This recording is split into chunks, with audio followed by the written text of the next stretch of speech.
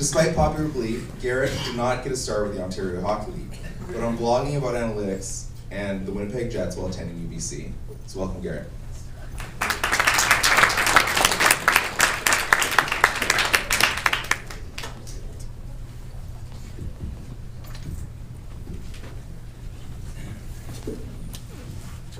Yeah.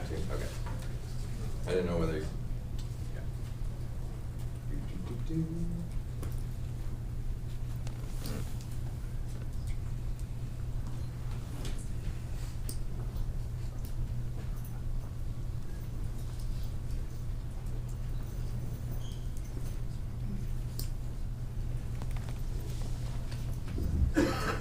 All right, so I'm the first talk the morning after late night for some people, so I'm going to keep it very simple, and it'll be a little bit short, hopefully. We'll see. I sometimes ramble, so. All right, so who tracks the trackers? I'm going to do a little bit of introduction because of the fact that it helps you understand where I am from and also my biases, because no matter what your results, your inferences, and some of the things that I'll talk about and some of the things that I'll suggest comes in part from my own biases and also how I grew up. So we're doing this project, the VanHAC through SFU. So I am the black sheep. I am actually from the competing university, UBC. Even my own company, Hockey Data, is actually an SFU venture company. So no matter where I am, I'm the outcast being from UBC. I'm not actually from mathematics, I'm not from stats, I'm not from econ. I'm actually from biology and chemistry, so it gives me a little bit of a different foundation, a little bit of a different background. I got my start blogging. Some people might know that top middle, that's Arctic ice hockey, but some of you might also know its background was, before it was Arctic ice hockey, was a blog called Behind the Net. Raise of hands if you know the blog Behind the Net and never read any of the articles. So that's about 40%. Daniel actually mentioned Behind the Net in his talk yesterday, and it was probably one of the first sites where you could actually get public data that was scraped from the NHL play-by-play. I then moved to Jets Nations, and I was there for a little while, but then I had to stop blogging. A lot of people here started with Hockey Graphs. Hockey Graphs was something that I just invented partway through the middle of the night in December, when I asked people if they care if I started talking about stuff that wasn't actually Jets related, and some people joined in. Just left of the Hockey Graphs is a little logo for the Greater Vancouver Canadians. So they're a major midget team, and I get the joy of being their GM. From there, I get a different perspective of analytics because I'm dealing with kids who are between the ages of 15 and 17. About just over 50% of them will end up playing either Junior A or WHL next year, and so it's trying to, help using analytics not to, draft players or trade players, but you're using it to development, and so that gives you a different perspective. And then Hockey Data is a tracking company that I run. I'm not using this as a sales pitch, it's just to talk about looking over trackers.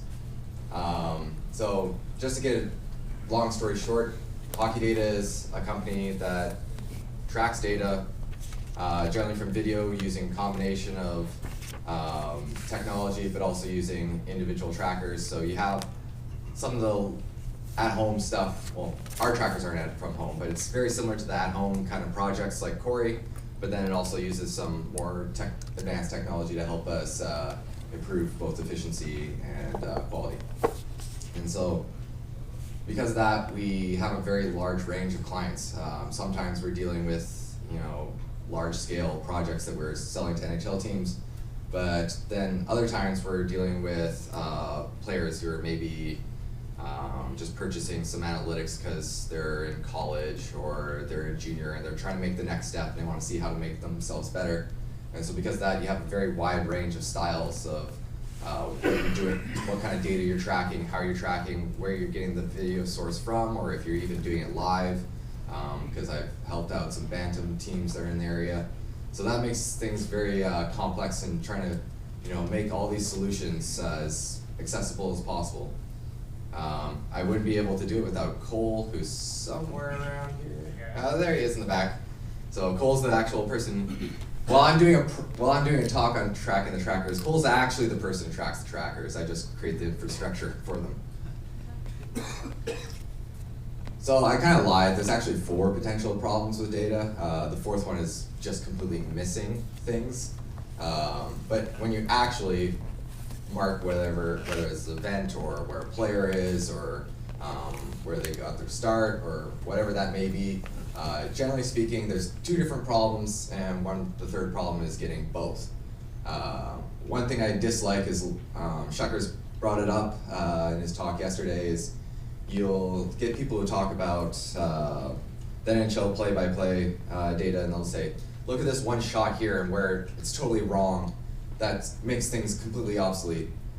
It's not necessarily true. It depends on why is it off and how is it off. Because if you have an accuracy problem, or sorry, if you have a precision problem, it's something that will disappear with sample size. But if you have an actual bias, then the issue is that no matter how large the sample, you'll never be able to fix it. However, you can actually adjust for it because you can see that the skew is a certain extent, and then you can make some changes. So I kind of brought this up here. Most people won't really care about this, but the stuff that I'm talking about is on the right. So how you make a solution is by looking at the source of your problems. Generally speaking, these are not all the sources of problems of accuracy, but it's a big part of it. You got individual tracker bias, so that's, one tracker, Joe, might be different than Sam. Then you have inherent human bias, that's more likely a different issue.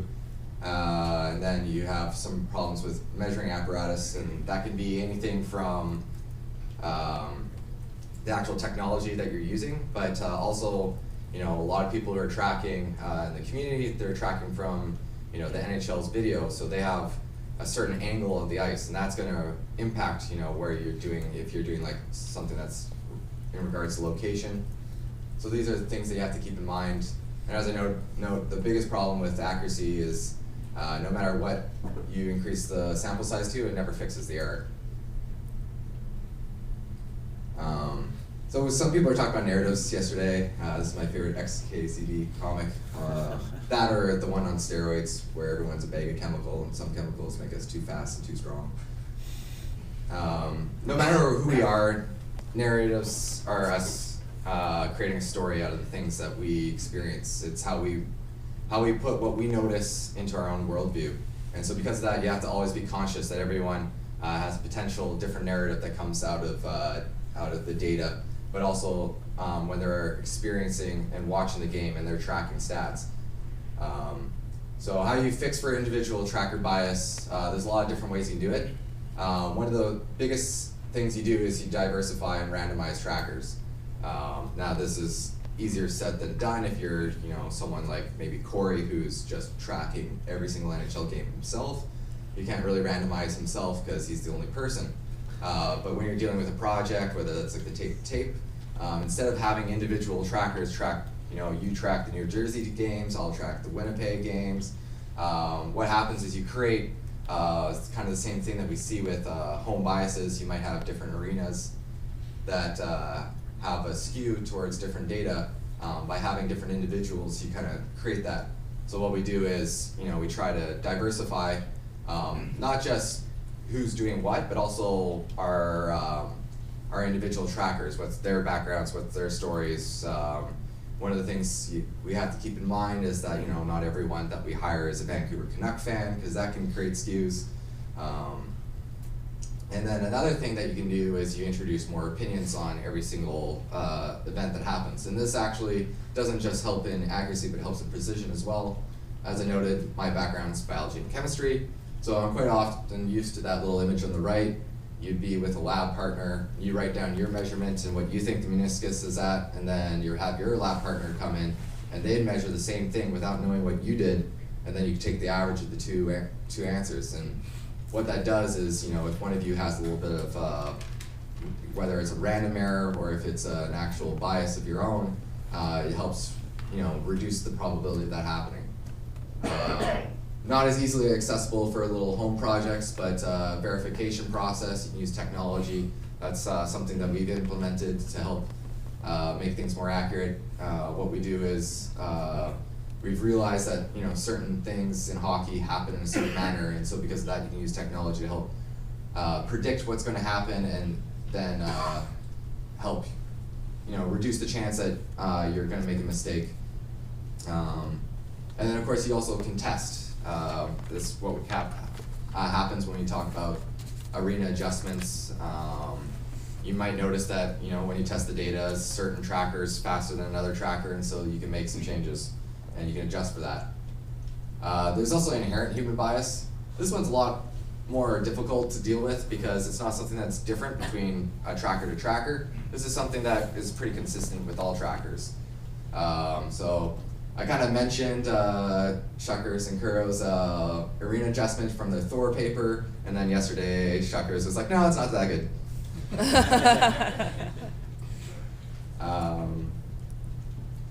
So then there's measuring apparatus bias. I mean, getting a better measuring apparatus is the easiest answer, but you can also, deal with the technology with developers and try to improve it yourself.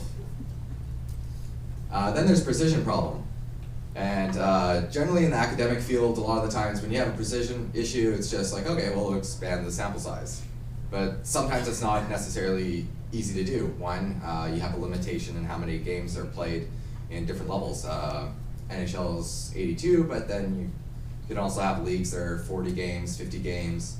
So you have quite a smaller sample size. So you want things to be as precise as possible because you want everything to be significant as soon as possible. And so you want to improve that as much as possible.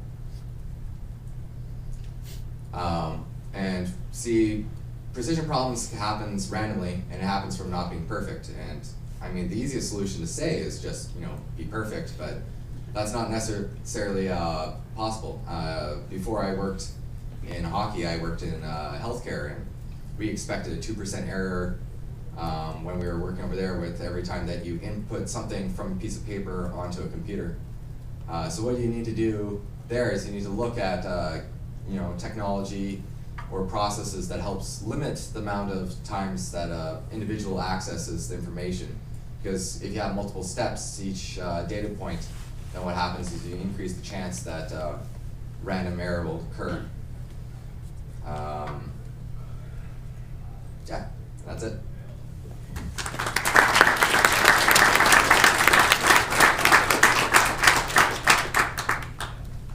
Yeah, we have time for questions.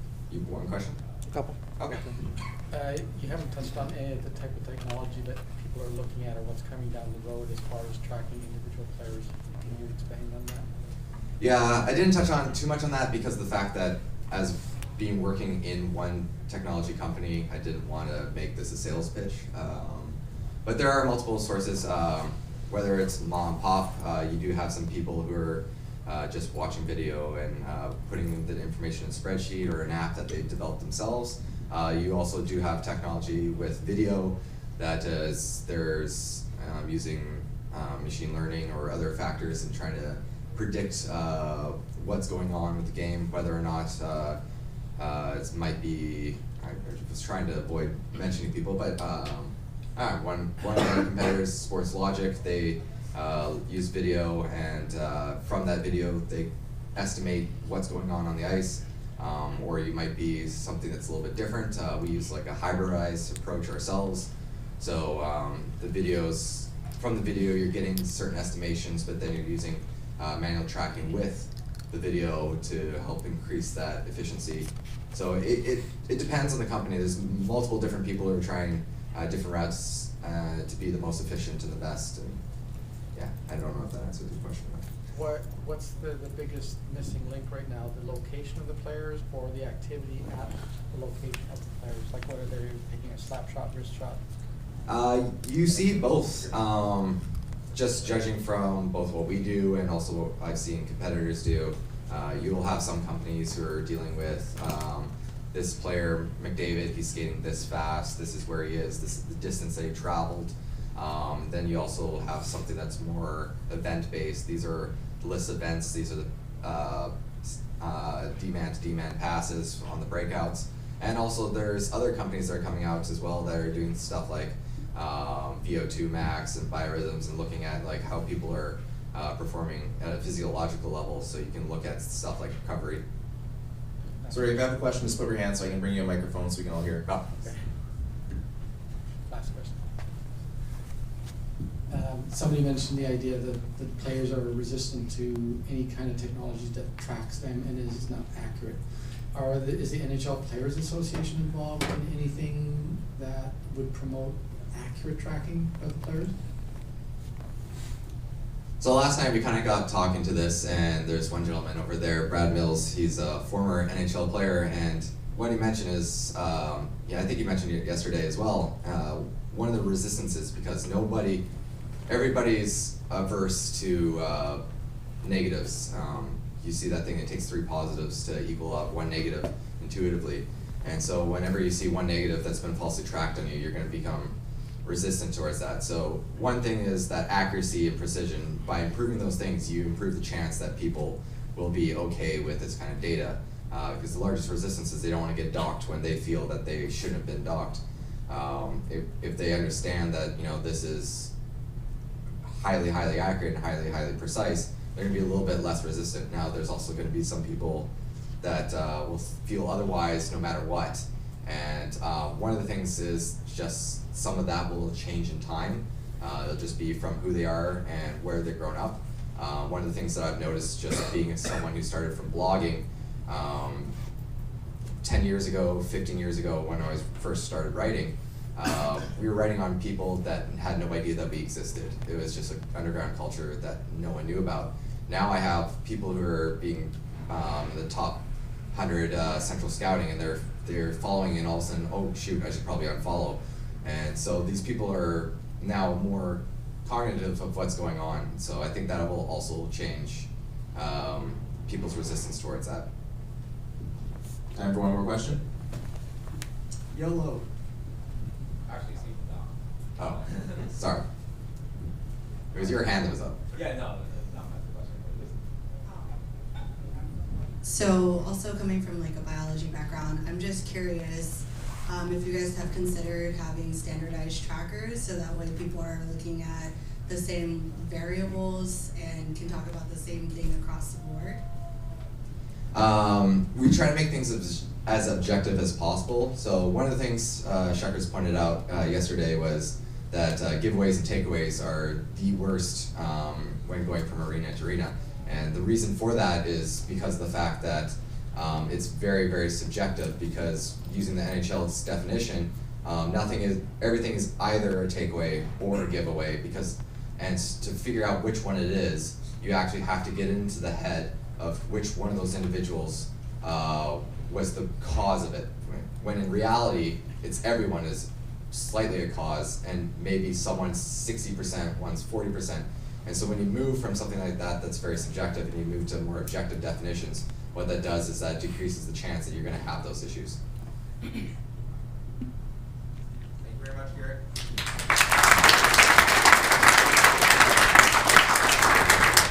Thanks for that.